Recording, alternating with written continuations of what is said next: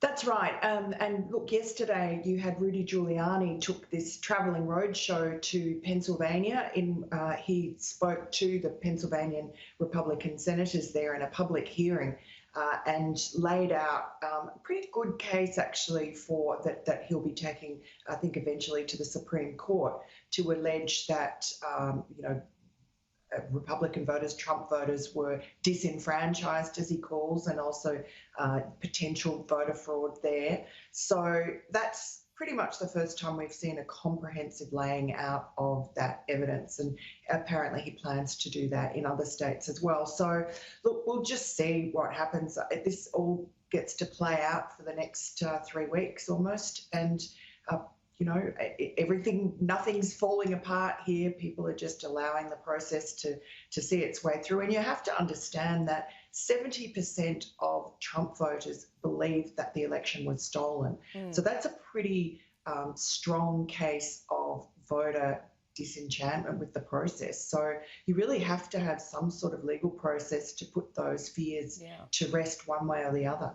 Well, it really does show you as well that in many ways Trump fans, Trump voters are blindly loyal to him as well. I guess that's one point to make, but you're right. If there's undermining of the system, there's no belief in the system, that's a problem for everyone, including Joe Biden and the Republicans going forward.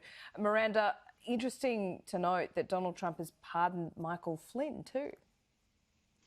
Yes, that's right. He was his most senior advisor, security advisor, a decorated former general who was so badly treated by, all the players who concocted this Russia collusion hoax started by Hillary Clinton. We found out recently through a CIA, document that was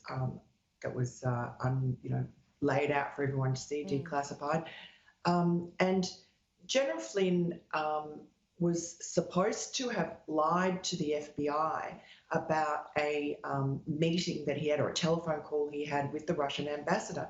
But he was perfectly entitled to do that during the transition process. And you're seeing right now that Joe Biden is talking to leaders overseas. He's president-elect. He's in the transition process. He's entitled to do that as well. And so really General Flynn did nothing wrong, but the FBI went and entrapped him really without a lawyer. They questioned him at the White House. He trusted them. That was probably his biggest mistake. And from then on, he was entrapped in this disastrous case that he ended up pleading guilty to lying to the FBI. So I don't think really there'd be very few people who could quibble with the fact that Donald Trump has pardoned him. This is much less controversial, I think, than the pardoning of Roger Stone.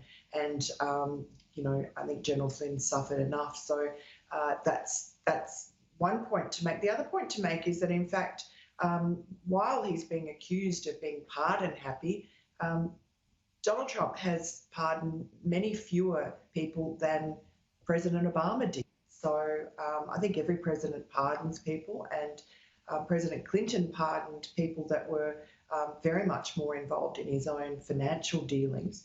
So I don't think there's really much grounds to criticise the president over this.